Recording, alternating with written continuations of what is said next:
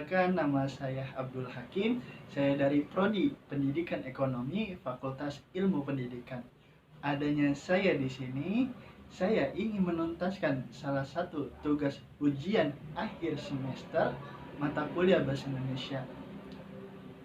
Dengan ini saya akan membahas tentang materi kerangka karangan yang bertema internet dan berjudul media sosial. Berikut ini penjelasannya. Jelaskan alat-alat pendidikan. Alat pendidikan merupakan perwujudan diri sebagai perbuatan atau situasi dengan perbuatan dan situasi yang dicita-citakan dengan tegas untuk mencapai tujuan pendidikan. Alat pendidikan represif ialah alat-alat pendidikan yang bersifat pencegahan, yaitu untuk mencegah masuknya pengaruh buruk dari luar ke dalam diri peserta didik. Alat-alat pendidikan. Alat pendidikan preventif. Alat pendidikan preventif ialah alat yang bersifat pencegahan. Tujuan alat pendidikan preventif itu diadakan jika maksudnya mencegah anak sebelum ia berbuat sesuatu yang tidak baik. Alat pendidikan represif.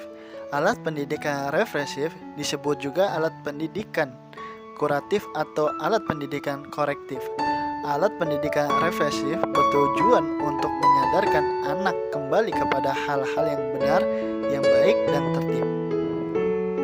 Jelaskan bagaimanakah kondisi lingkungan dan lembaga pendidikan yang kondusif menurut saudara.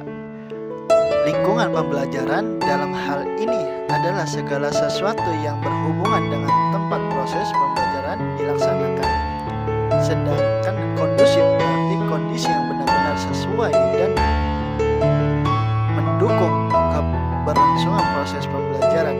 Proses pembelajaran merupakan interaksi antara anak dengan lingkungan di sekitarnya, sehingga pada diri anak terjadi proses pengolahan informasi menjadi pengetahuan, keterampilan, dan sikap sebagai hasil dari proses belajar. Hal tersebut juga akan tercapai jika lingkungan belajar di sekolah juga berjalan dengan kondusif. Lingkungan belajar siswa di sini terbagi menjadi dua, ada lingkungan fisik dan lingkungan sosial. Yang pertama ada lingkungan fisik, yaitu kondisi lingkungan yang ada di sekitar siswa, seperti penataan lingkungan kelas untuk pembelajaran siswa. Dan yang kedua ada lingkungan sosial, harus ada kerjasama lingkungan di sekitar sekolah atau masyarakat dengan pihak sekolah. Banyak sekolah yang terletak di tengah lingkungan masyarakat dan untuk menjaga keamanan dan ketenangan dalam berlangsungnya proses belajar. Jelaskanlah peranan keluarga, pemerintah, dan masyarakat dalam pendidikan di Indonesia. Yang pertama, ada peran keluarga. Peran keluarga di sini adalah tugas utama keluarga bagi pendidikan anak ialah peletak dasar bagi pendidikan. Namun, perlu didasari oleh teori pendidikan yang sesuai dengan perkembangan zaman.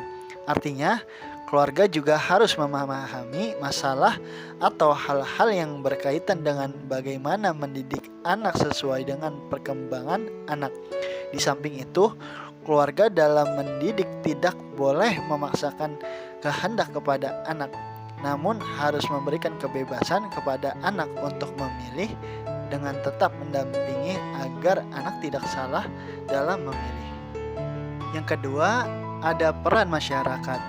Peran masyarakat berikut adalah yaitu menggunakan jasa pelayanan yang tersedia, kemudian memberikan kontribusi dana, bahan, dan tenaga, kemudian melalui adanya konsultasi, kemudian dalam pengambilan keputusan, selanjutnya sebagai pelaksana kegiatan, dan yang terakhir dalam pelayanan. Dan yang ketiga atau terakhir ada peran pemerintah. Yang pertama, sebagai pelayanan masyarakat dalam mengembangkan pendidikan berbasis masyarakat, seharusnya pemerintah memberikan pelayanan terbaik bagi masyarakat. Yang kedua, sebagai fasilitator, pemerintah seharusnya merupakan fasilitator yang ramah, menyatu dengan masyarakat, bersahabat, menghargai masyarakat, mampu menangkap aspirasi masyarakat. Yang ketiga, sebagai pendamping, pemerintah harus melepaskan perannya dari penentu segalanya dalam pengembangan program belajar menjadi pendamping masyarakat yang setiap saat harus melayani.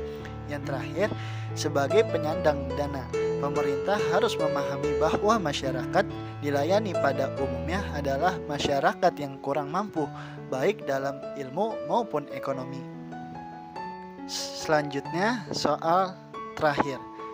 Soal terakhir ini adalah bagaimana hubungan timbal balik antar lingkungan pendidikan di Indonesia.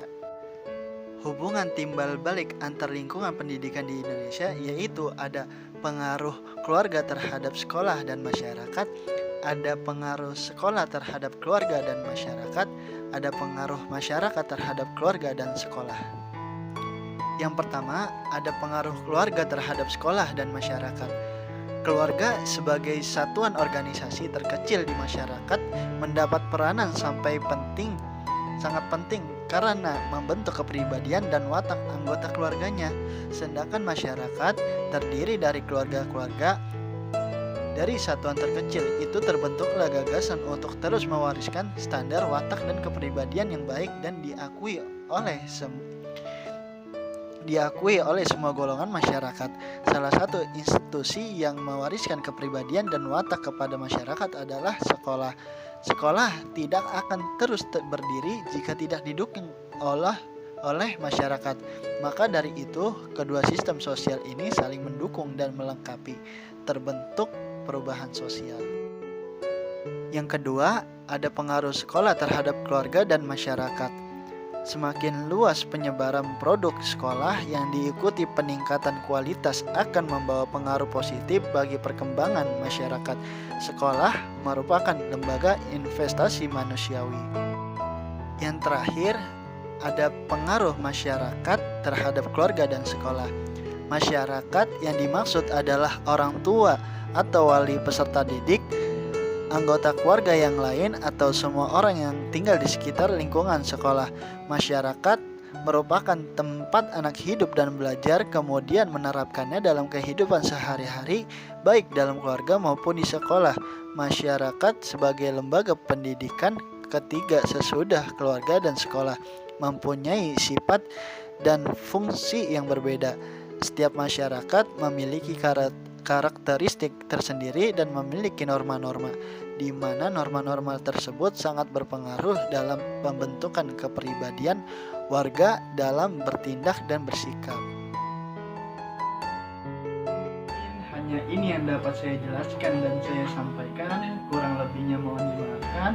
Akhir kalam, assalamualaikum warahmatullahi wabarakatuh.